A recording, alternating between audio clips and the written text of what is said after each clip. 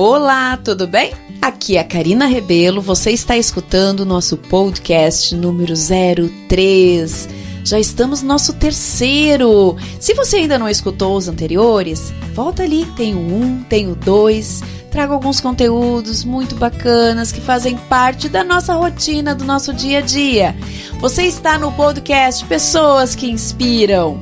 Você está se inspirando para inspirar pessoas? E como é que está o teu alto processo de inspiração? Aqui eu trago algumas ideias, trago sugestões, reflexões. Vão haver momentos em que teremos convidados, então continue nos acompanhando. Se o tema fizer sentido e de alguma forma lhe impactar positivamente, acompanhe, escute até o final, faça seus comentários e também sugira aí alguns temas que a gente possa estar desenvolvendo aqui nesse canal, que é meu, que é seu, que é nosso. Então eu sou a Karina Rebelo, especialista em psicologia positiva, em psicologia organizacional do trabalho, cultura organizacional, neurociência e comportamento humano. E administradora, com mais de 25 anos no mercado de trabalho, trazendo um pouquinho da sua experiência, compartilhando com você e tenha certeza que quando a gente fala, a gente também aprende, abre ainda mais nosso leque. Então vamos juntos nessa construção. O tema de hoje é falar um pouco mais sobre a questão da liderança humanizada. Você já ouviu falar sobre humanização dentro das organizações? Esse tema foi algo que alguns anos atrás me gerou muita inquietação, onde eu olhava pessoas que, quando entravam dentro das empresas, entravam dentro de ambientes tão tóxicos, lideranças que achavam que tinham uma compreensão que liderar era através do grito, que liderar era através do eu mando, você obedece. Quem está para executar não é cabeça para pensar. Você já deve ter ouvido algumas coisas nesse sentido. E aí eu fui me percebendo o quanto isso já vinha lá de dentro do convívio, da família, dentro do lar de muitas dessas pessoas. Pessoas que através do grito achavam que estavam comandando a família, não permitiam alguém ali ter uma voz ativa, trazer seus desejos, trazer suas vontades, centralizava, direcionava e acabava reimprimindo isso dentro das organizações. E aí que eu quero trazer para vocês um pouco do que a psicologia positiva traz quando a gente fala da otimização dos comportamentos, ou do superfuncionamento e do subfuncionamento. Onde eu quero chegar? Quando a gente fala de lideranças, e todos vocês que devem estar me ouvindo, provavelmente trabalham numa empresa ou prestam serviços e interagem com pessoas e percebem como as pessoas tratam outras. A forma de solucionar problemas quando estão sob pressão, a forma de reação de cada uma delas, muitas características acabam realmente aflorando nesse momento conturbado de conflito. E nesse momento, a gente acaba gerando sofrimento, seja para nós, seja para quem está ao nosso redor. A um nível, em muitas situações, inconsciente. Nem se percebe que está apunhalando, que está machucando com palavras outras pessoas. E aqueles que estão se machucando, calam, guardam, e isto vai corroendo de uma forma a gerar ansiedade, gerar dores.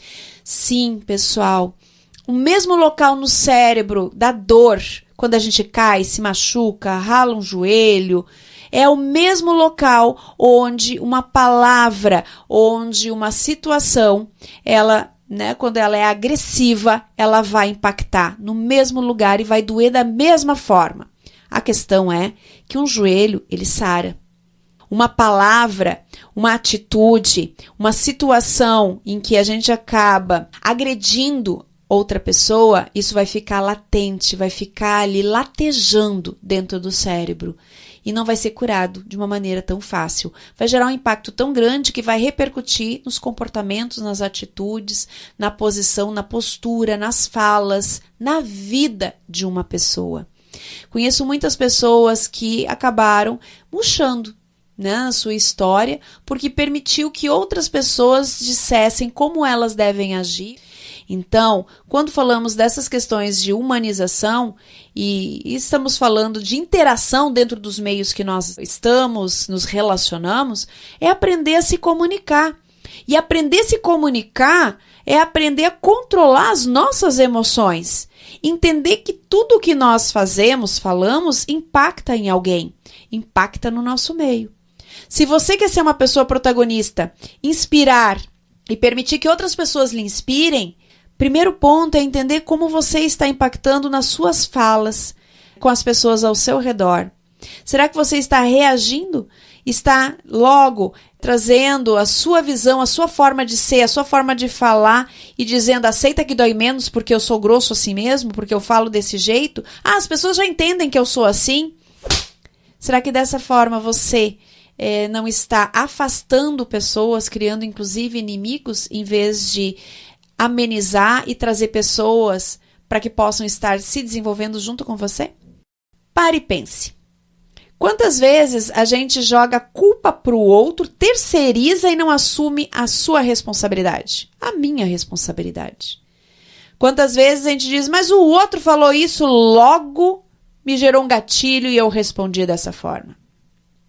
Você está tão suscetível às reações do meio que perdeu o controle de entender que cada um está preso nas suas emoções.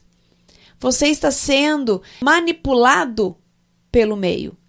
E não fazendo gestão e respirando, entendendo que em alguns momentos o silêncio vale ouro, a palavra vale prata. Você já ouviu falar nisso? Isso é dos antigos, né? A gente começa lá falando disso, vai lembrando lá das nossas idades.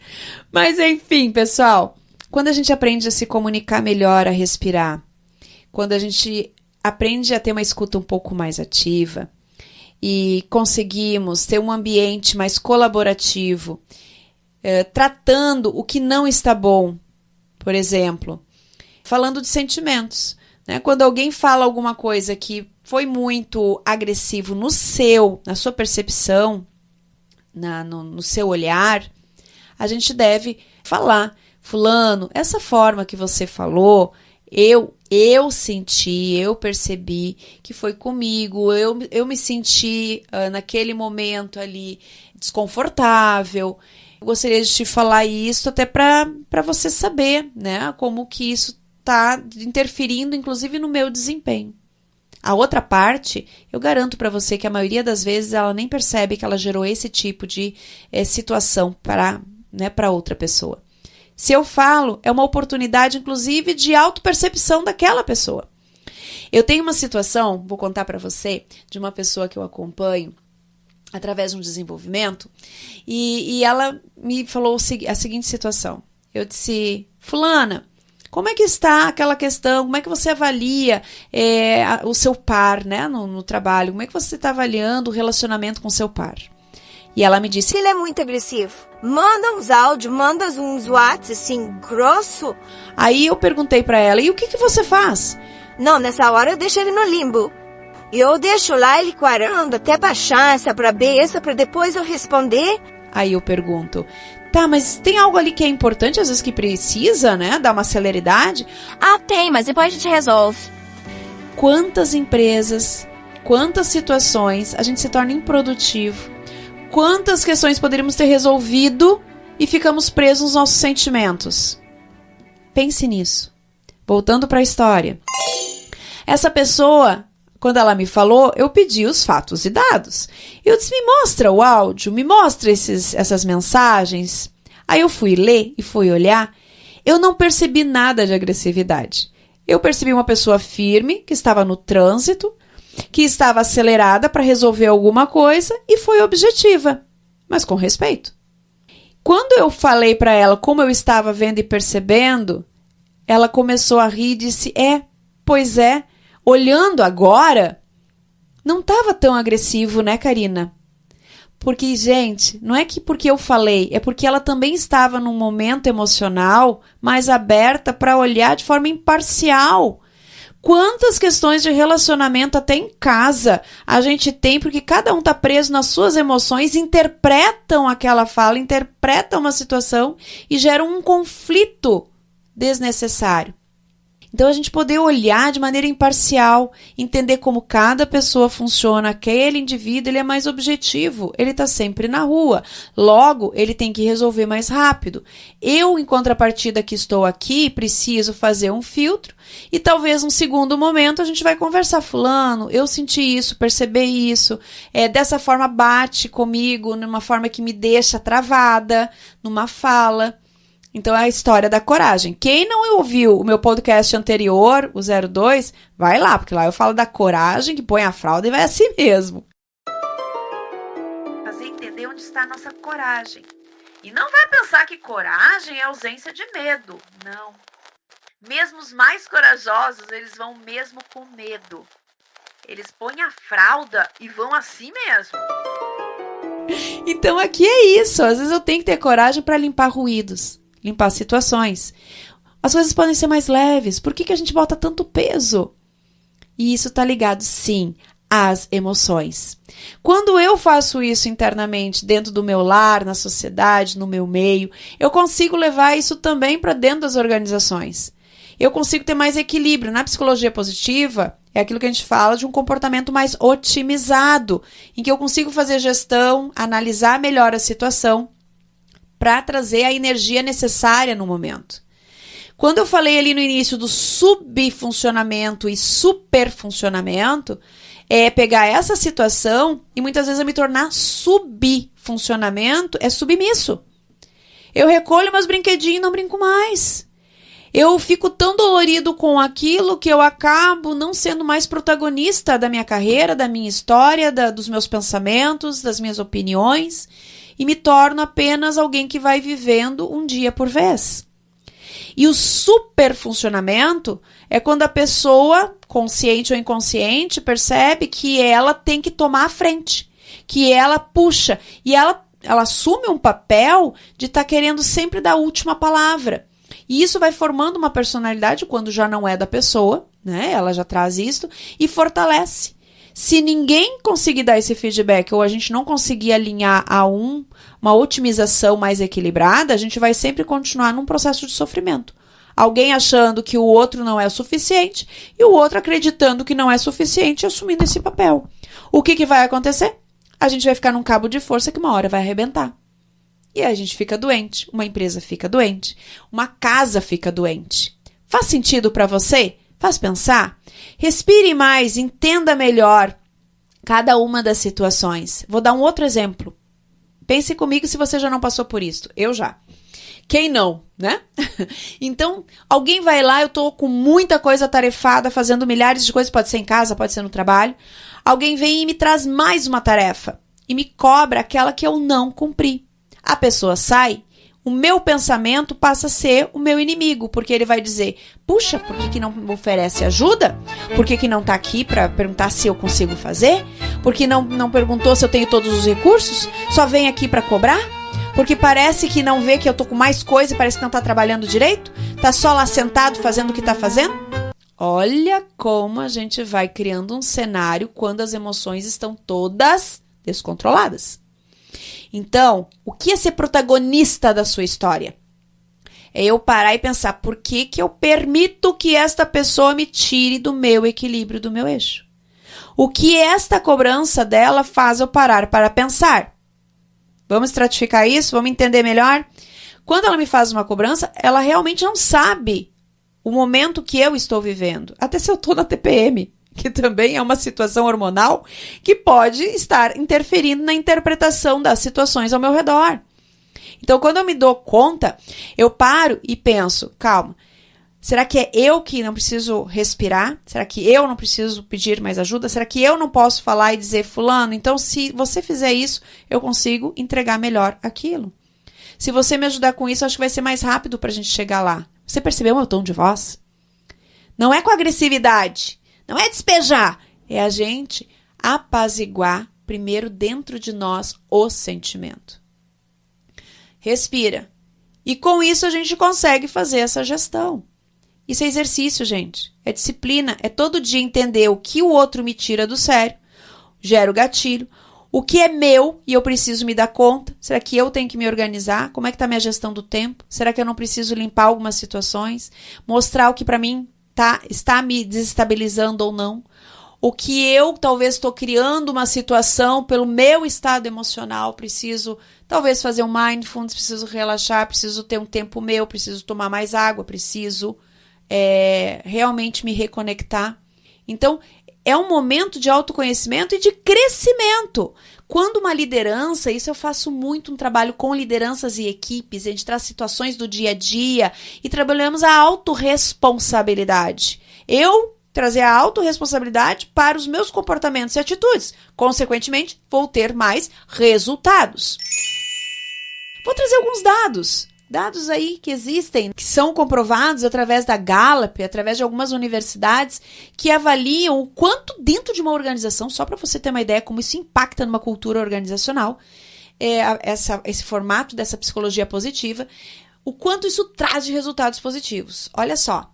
Um estudo da Deloitte, ele mostrou que empresas com culturas inclusivas, que trabalham essa comunicação mais colaborativa, onde as pessoas trabalham a sua escuta ativa, elas têm 2,3 vezes mais produtividade e um desempenho financeiro acima da média, porque elas começam a também fazer melhor gestão financeira.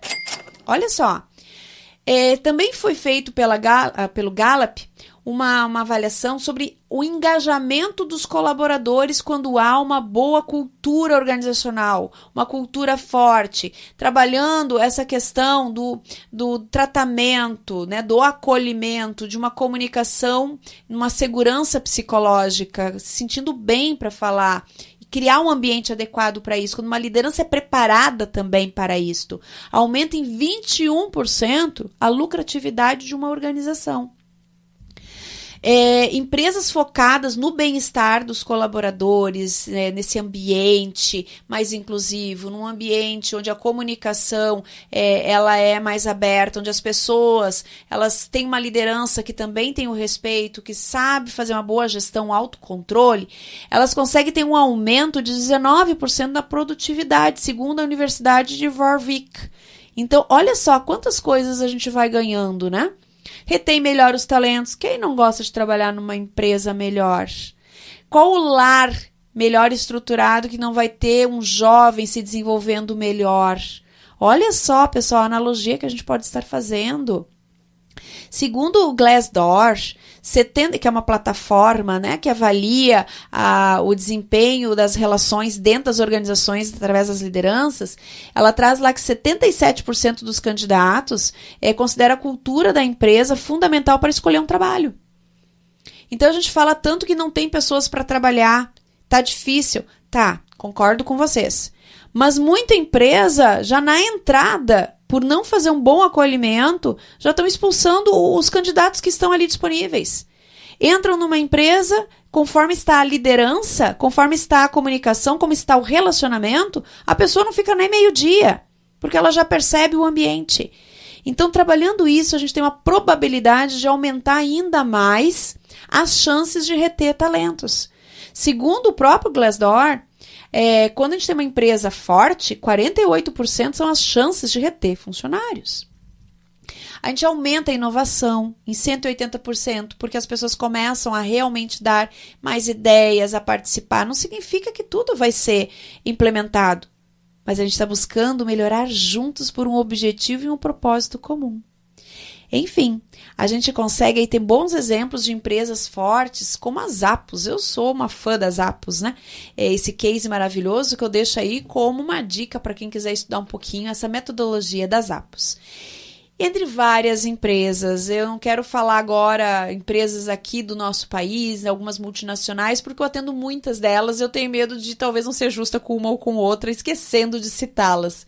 Eu conheço muitas empresas maravilhosas que estão preocupadas com a saúde mental, trabalhando a cultura da sua organização, porque entendem que se eu trabalhar pessoas, eu também trabalho para uma sociedade muito melhor. Isso é o que eu acredito.